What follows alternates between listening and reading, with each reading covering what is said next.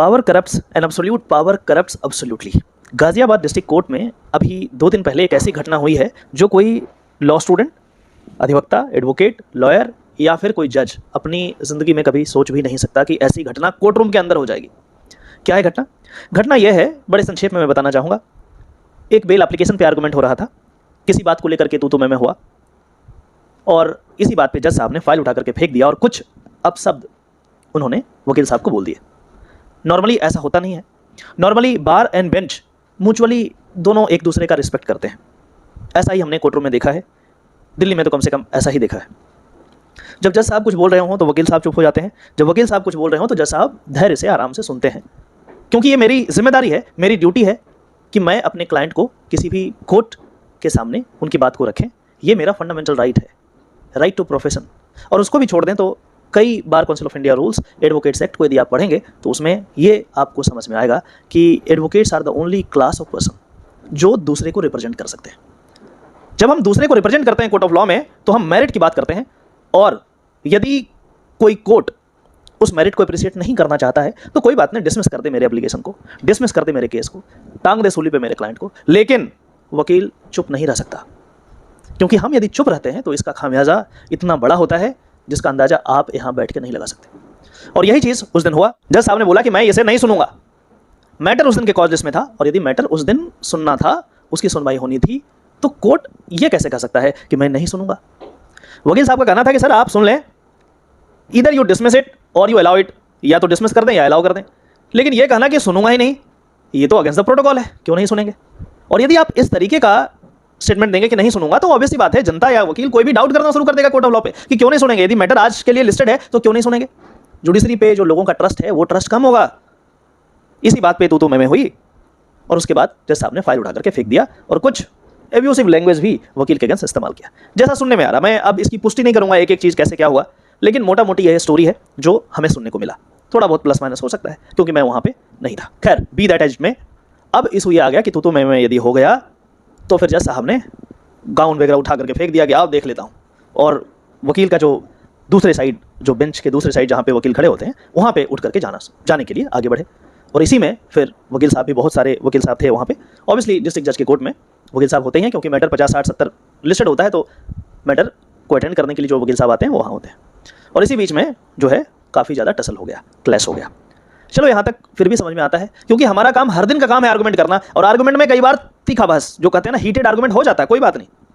लेकिन यहाँ पे दिक्कत तब हुआ जब जज साहब ने ईगो में आकर के, या जो भी उनके दिमाग में हुआ हो, उन्होंने पुलिस को बुला लिया और लाठी चार्ज करवा दिया इनसाइड द कोर्ट वकील साहब के ऊपर। ये कोई छोटी मोटी घटना नहीं है। मतलब एक वकील को कोर्ट के अंदर लाठी चार्ज करवा देंगे, मजाक चल रहा है क्या? और फिर आप आर्गुमेंट करेंगे जी वकील गोली बंदूक लेकर के आए थे। अरे निहत्थे थे, फाइल था उनके पास, पेन होगा, कलम होगा, इससे ज़्यादा कुछ नहीं होगा। कितना भी हीटेड आर्गुमेंट हो गया तो पुलिस बुलाने की क्या ज़रूरत थी? कोई ज़रूरत मुझे तो समझ में नहीं आता। किन्हीं को आ रहा हो तो कमेंट कीजिएगा। फिर बात होगी कि जी जज साहब ने तो ठीक किया, पुलिस बुला करके। अरे पुलिस यदि बुला भी लिया था तो शांति से हो सकता था काम, आपने लाठीचार्ज करवा दिया। फिर बात यह आएगी कि वकील साहब ने बदतमीजी की होगी। यदि बदतमीजी की होगी, आपके पास कंटेम्प्ट है ना, कंटेम्प्ट का पावर है ना, आप इस्तेमाल करते, उसका कब इस्तेमाल करेंगे, कब के लिए रखा उसको बचा के? You should have initiated the contempt proceeding against that particular advocate. यदि कुछ ऐसा हुआ भी हो तो कर लेते, क्या दिक्कत था? मतलब inside the court room police को बुला करके लाठी चार्ज करवाना, पुलिस की हिम्मत नहीं है, मैं दोबारा बोल रहा हूं, पुलिस की हिम्मत नहीं है कि बिना आपके ऑर्डर का वो लाठी चार्ज कर दे वकील पे, वो भी कोर्ट के अंदर। उनको भी पता है दोबारा कचहरी खुलेगी, दोबारा कोर्ट में आना पड़ेगा उनको, और हिसाब बराबर करना वकीलों को आता है। आप रिकॉर्ड उठा के देख लीजिएगा, आप दिल्ली के कुछ अदालतों का रिकॉर्ड उठा के देख लीजिएगा, हिसाब बिल्कुल बराबर करते हैं as per law, as per law. आप देखेंगे तो पता लग जाएगा। लेकिन ये चीज़ हुआ नहीं, और इस तरीके से वकील के ऊपर लाठीचार्ज कराया गया, कुर्सी डंडे जैसे भी हुआ। कई सारे हमारे जो अधिवक्ता भाई बहन हैं उनको चोट पहुंची है, और कुछ लोग अस्पताल में भी हैं। खैर, जो भी एपिसोड था वो बहुत ही भयावह था, और लॉ स्टूडेंट्स को तो काफ़ी परेशान कर रहा है। खास करके मुझे बीइंग अ लॉ स्टूडेंट काफ़ी दिक्कत हो रही है, और बार बार दिमाग वहीं पे आ रहा है कि क्या हो रहा है। आपके साथ भी यदि हो रहा है तो ज़रूर नीचे कमेंट करेंगे। अब एक बात आपको समझना ज़रूरी है कि ये जो जस्टिस सिस्टम है, इसमें जज और एडवोकेट एक सिक्के के दो पहलू हैं। थोड़ा भी इधर उधर हुआ तो चीज़ें बहुत ख़राब हो जाती हैं। जस्टिस सर्व नहीं होगा। मुझे पता है कि इस तरीके से यदि मुझे भी डिसरिस्पेक्ट किया जाए किसी भी जज साहब से, तो मैं भी चुप नहीं बैठता, मैं ज़रूर रिएक्ट करता। और मेरे जैसे और भी वकील साहब जो होंगे वो रिएक्ट करेंगे। रिएक्ट करना ही हमने सीखा है, ये हमारे ट्रेनिंग का पार्ट है, हम चुप नहीं रह सकते।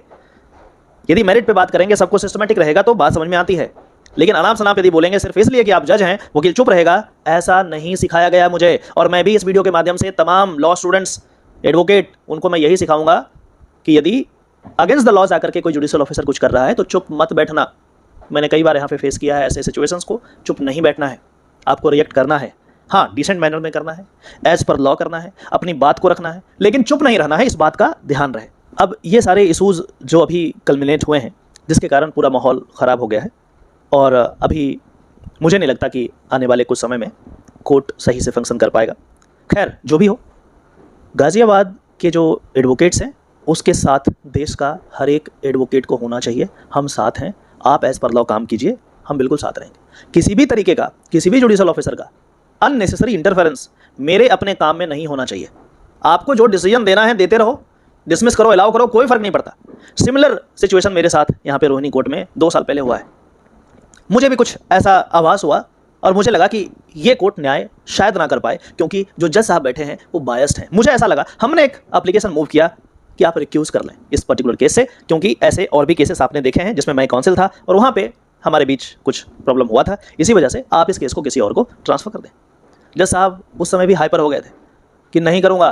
बोले नहीं करेंगे तो कोई बात नहीं, ये तो रिकॉर्ड पे आप ले लीजिए कि मैंने एप्लीकेशन दिया है। और उस समय भी मुझे याद है कि बार काउंसिल के तमाम सदस्य को बुलाया गया था और फिर बात किसी तरीके से सुलझ गई थी। कहने का ये मतलब हुआ कि आपको चुप नहीं रहना है। यदि कुछ गलत हो रहा है, आपका काम है लॉ को अपहोल्ड करना, अपने क्लाइंट के इंटरेस्ट को अपहोल्ड करना। और इस प्रक्रिया में यदि कोई जज आपको ये बोलता है कि तुम चुप रहो, हम अपनी मनमर्जी करेंगे, हम दादागिरी करेंगे, नॉट अलाउड, नहीं करना है।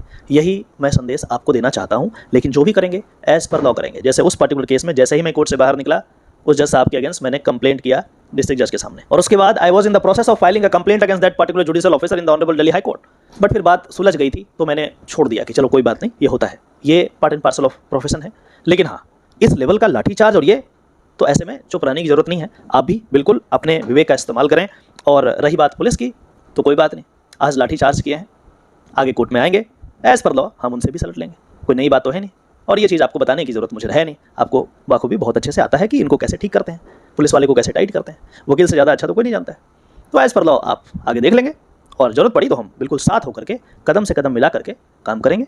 और ये बात को भी सुनिश्चित करेंगे कि इस देश में जुडिशियल सिस्टम रोबस्ट हो, और कोई एक पर्टिकुलर जज का, एक पर्टिकुलर वकील का, एक पर्टिकुलर पुलिस ऑफिसर का दादागिरी नहीं चलेगी। यदि गलत है तो उसके ऊपर तमाम कार्रवाई, कानूनी कार्रवाई की जाएगी।